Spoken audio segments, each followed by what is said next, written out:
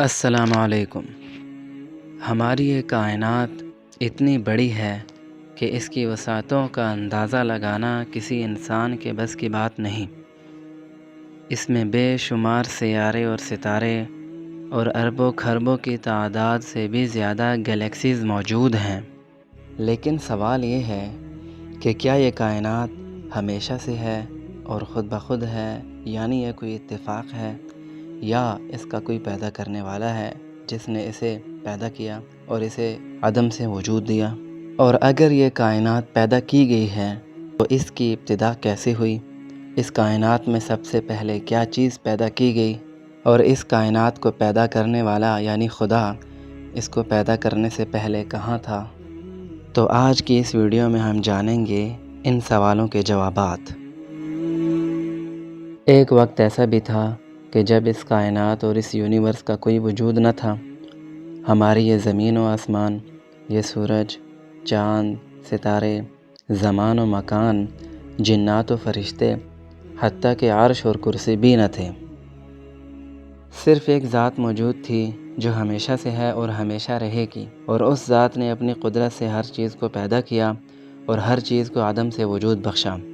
یقیناً وہ اللہ کی ذات ہے جو حی اور قیوم ہے اور اس کائنات کو اور ہر چیز کا پیدا کرنے والا اور ہر چیز کا خالق اور مالک ہے۔ اور یہ بات لاجیکلی ثابت ہو چکی ہے کہ یہ کائنات نتھنگ یعنی عدم محض سے وجود میں آئی ہے۔ اور قرآن مجید کی بے شمار آیات میں اس بات کا ذکر ملتا ہے کہ اللہ تعالیٰ نے اپنی قدرت سے اس کائنات کو پیدا کیا۔ تو اس بات میں کوئی شک نہیں کہ اس کائنات کو بلکہ ہر چیز کو اللہ تعالیٰ نے اپنی قدرت سے پیدا کیا اور عدم سے وجود دیا۔ اور ایک حدیث میں آتا ہے کہ ایک صحابی نے نبی کریم صلی اللہ علیہ وسلم سے پوچھا کہ اللہ کی ذات مخلوق کو پیدا کرنے سے پہلے کہاں تھی؟ تو آپ صلی اللہ علیہ وسلم نے فرمایا کہ اللہ کی ذات موجود تھی، یعنی صرف اللہ کی ذات تنہا موجود تھی اور کچھ بھی نہ تھا، یعنی صرف اور صرف اللہ تھے اور کچھ بھی نہ تھا۔ اور اس کائنات کی ابتدا کے متعلق بخاری کی حدیث میں آتا ہے کہ یمن کا ایک وفد نبی کریم صلی اللہ علیہ وسلم کی خدمت میں حاضر ہوا اور کہنے لگا کہ ہم آپ کے پاس دین کا علم حاصل کرنے کے لیے آئے ہیں اور یہ جاننے کے لیے آئے ہیں کہ اس کائنات کی ابتدا کیسے ہوئی اور سب سے پہلے کیا چیز پیدا کی گئی۔ تو آپ نے جواب دیتے ہوئے فرمایا کہ اللہ کی ذات ہمیشہ سے موجود تھی، اس کے سوا کچھ بھی نہ تھا۔ اور پھر فرمایا کہ اللہ تعالیٰ نے پانی اور عرش کو پیدا کیا اور اللہ کا عرش پانی پر تھا اور اللہ کی ذات اور سلطنت اس عرش پر تھی۔ اور اسی طرح ایک اور حدیث میں آتا ہے کہ نبی کریم صلی اللہ علیہ وسلم سے پوچھا گیا کہ اللہ کی ذات مخلوق کو پیدا کرنے سے پہلے کہاں تھی؟ تو آپ نے فرمایا صرف اللہ تعالیٰ موجود تھے اور کچھ بھی نہ تھا، پھر اللہ نے اپنے عرش کو پانی پر پیدا کیا۔ اور قرآن مجید میں سورہ ہود میں آتا ہے کہ اللہ ہی وہ ذات ہے جس نے آسمان و زمین اور جو کچھ ان میں ہے سب کو 6 دن میں پیدا کیا اور اس کا عرش پانی پر تھا۔ تو اس آیت سے یہ بات معلوم ہوتی ہے کہ آسمان و زمین کو پیدا کرنے سے پہلے ہی اللہ تعالیٰ کا عرش اور پانی موجود تھے، اور پھر اللہ نے قلم اور لوح محفوظ کو پیدا کیا اور قلم کو حکم دیا کہ قیامت تک ہونے والی ہر چیز لکھ دے، تو قلم نے قیامت تک ہونے والی ہر چیز لوح محفوظ میں لکھ دی۔ اور ایک اور حدیث میں آتا ہے کہ اللہ تعالیٰ نے آسمان و زمین کو پیدا کرنے سے 50,000 سال پہلے ہی ہر چیز کی تقدیر لوح محفوظ میں لکھ دی تھی، اور اس وقت بھی اللہ کا عرش پانی پر تھا۔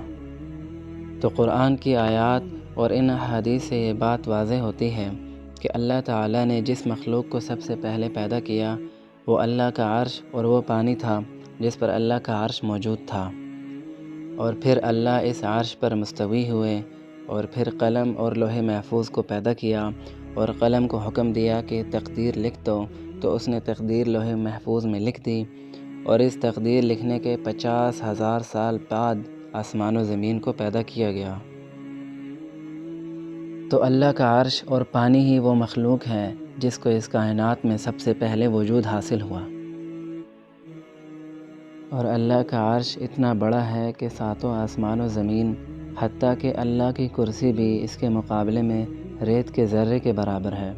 حدیث میں آتا ہے کہ نبی کریم صلی اللہ علیہ وسلم نے فرمایا کہ اللہ کی کرسی کے مقابلے میں ساتوں آسمان و زمین کی حیثیت ایسے ہے کہ جیسے ایک بہت بڑے صحرا میں ایک انگوٹھی پڑی ہو۔ اور پھر فرمایا کہ ساتوں آسمان و زمین اور اللہ کی کرسی کی حیثیت اللہ کے عرش کے مقابلے میں ایسی ہے جیسا کہ ایک بہت بڑے صحرا میں ایک چھوٹی سی انگوٹھی پڑی ہوئی ہو۔ یقیناً ایک انگوٹھی کی حیثیت ایک بہت بڑے صحرا میں کچھ بھی نہیں۔ اسی طرح اللہ کے عرش کے مقابلے میں ان آسمان و زمین حتیٰ کہ کرسی کی حیثیت بھی کچھ نہیں۔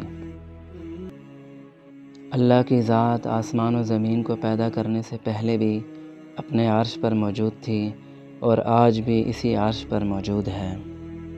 اللہ کا عرش ساتوں آسمان اور کرسی سے بھی اوپر موجود ہے اور اللہ کی ذات عرش پر موجود ہے، لیکن پھر بھی حدیث میں آتا ہے کہ اللہ پر مخلوق کی کوئی بھی چیز چھپی ڈھکی نہیں ہے۔ وہ ہر چیز کو جانتا اور ہر چیز سے باخبر ہے۔ بے شک اللہ تعالیٰ ہی ہر چیز کا خالق ہے اور عرش عظیم کا مالک ہے۔